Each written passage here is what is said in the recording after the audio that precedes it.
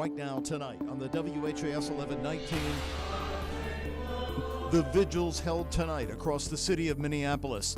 Catholic school children gunned down while praying at their morning mass. My mom was waiting outside of the church when it happened. Yeah. What was it like seeing her? I was super happy because, I was scared that I wasn't going to see her because I didn't know what was happening, really. I was just in shock. We have updated brand new coverage for you here at 11. Plus, the shooter's uncle lives in Louisville. What he's saying tonight about their relationship. And then News Since 6. They are loud, but loud by design. Noise on the move. Bourbon and Beyond and Louder Than Life are both moving to a new spot at the fairgrounds, hoping to cut down on noise for neighbors. And breaking tonight. We're following the big union vote for the Blue Oval SK battery plants in Hardin County. On the WHAS 1119 right now.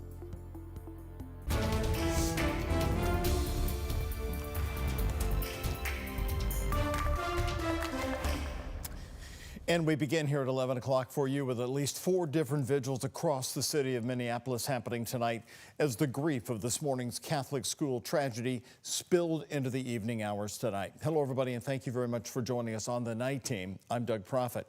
The Annunciation Church, site of today's horrific attack, held a vigil tonight about 15 minutes away from the church inside a packed Catholic high school gym with people standing outside. Here's some of the service and the music.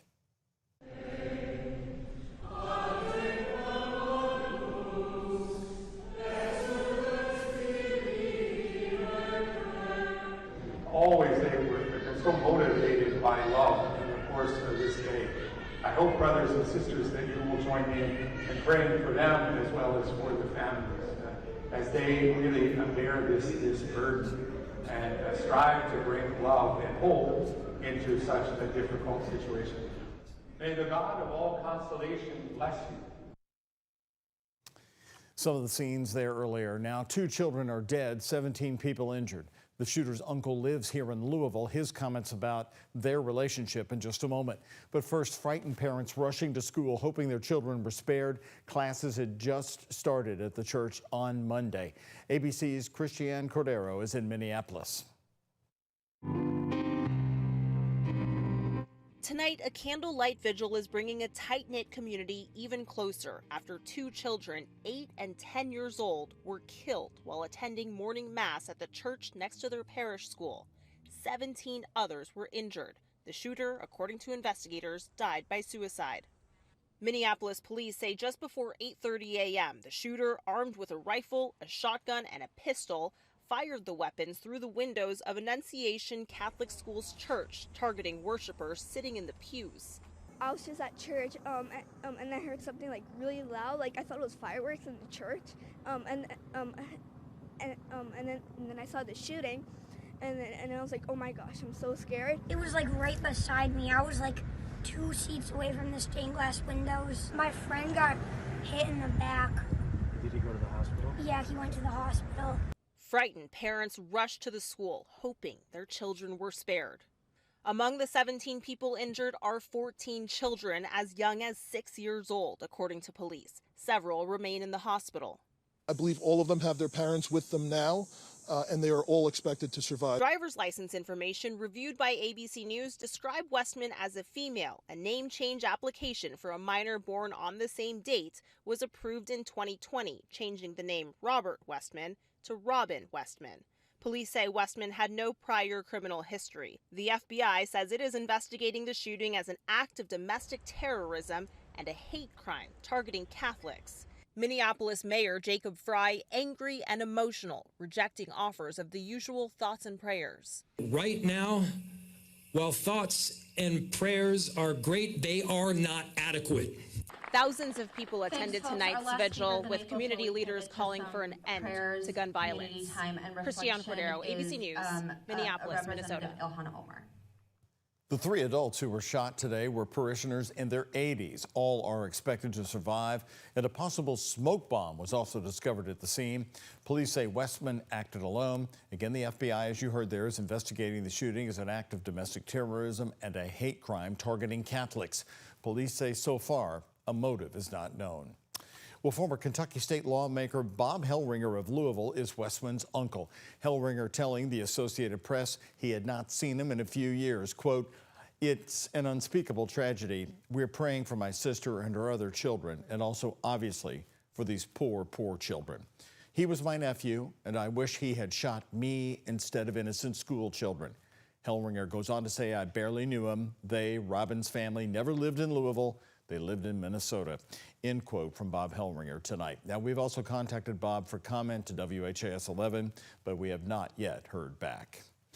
And the Catholic Archdiocese community is sending support to the city of Minneapolis tonight. Louisville Archbishop Shelton Faub gave the WHAS 11 night team a statement tonight saying, quote, "I invite the faithful of the Archdiocese of Louisville to join me in praying for the repose of the souls of those killed, the victims who were injured, and the Annunciation community." End quote tonight from the Louisville Archbishop. Continuing coverage of this tragedy is on WHAS11.com. And just in and new tonight, a story we're following on the WHAS 11 night team. Louisville Metro Police say a man allegedly stole a vehicle and then kidnapped a 9-month-old in downtown Louisville tonight. Police have arrested this man. He's Brandon Conley. Police say he is charged with kidnapping and theft of a vehicle. It happened near South Brook Street and East Broadway just after 5 o'clock tonight. Officers say a gold Chevy Trailblazer was stolen from the area with a 9-month-old inside that car. The parents told police they left that vehicle running and walked away with the child still inside.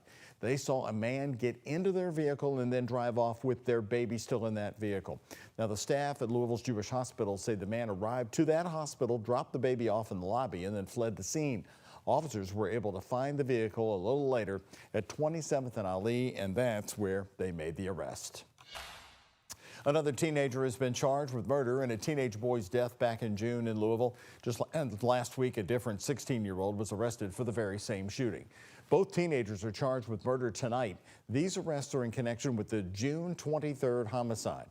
It happened on Ridgecrest Avenue in the Newburgh neighborhood. A teenage boy died at the scene.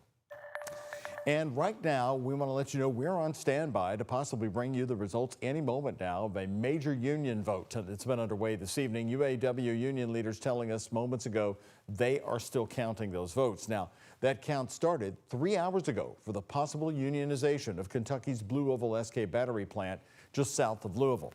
The electric battery plant in Hardin County is already bringing growth to the nearby area and employs nearly 1,500 of the 5,000 available jobs. WHAS 11 night team's Clarice Shaley and photojournalist Levi Hammer have been in Glendale this evening covering the vote. The vote is in. Blue Oval workers deciding their fate over the question of joining a union. Just a week after the plant officially opens its production in Glendale, Kentucky.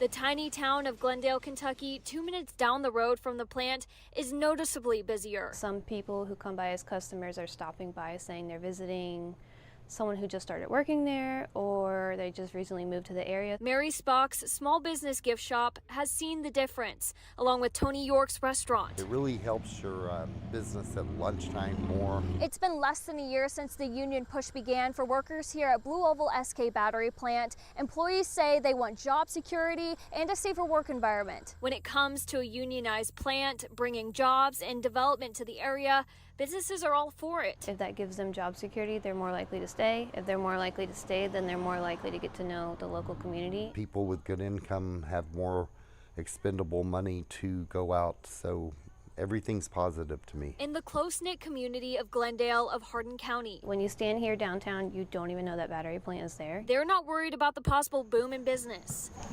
changing anything about the heart of the town. But think about if you came to Glendale and everything's still so quaint, but everything's very busy, even on a weekday. What's wrong with that? For WHAS 11 night team, Clarice Shaley on your side. Again, we're keeping an eye out. Any moment now, that possible vote total could be coming in. Again, we were told by the union leaders just before 11 that they are still counting those votes. Those votes happening for several hours throughout the day today. The company told us they asked their workers to vote no to unionize.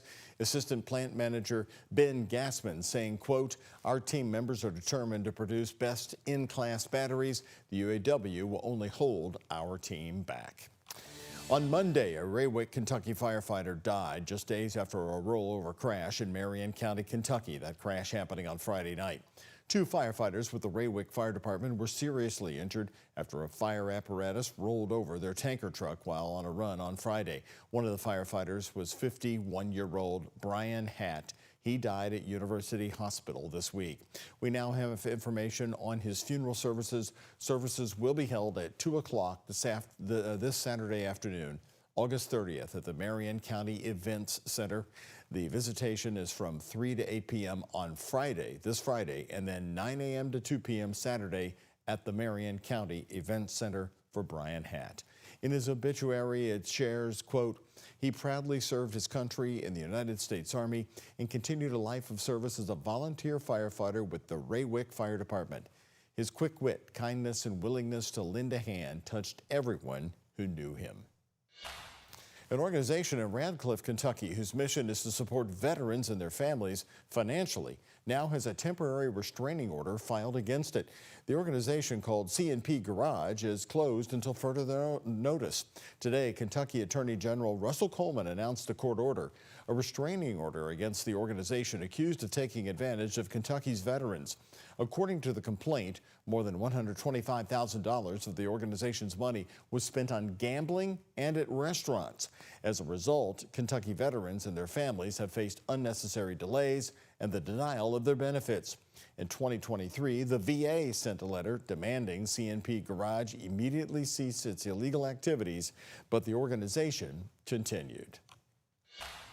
And right now, we want to take a moment tonight to say a big thank you to you, our amazing, loyal viewers. It was a big day for us here at WHAS 11 for our all-day-long telethon. We went over our projected fundraising total.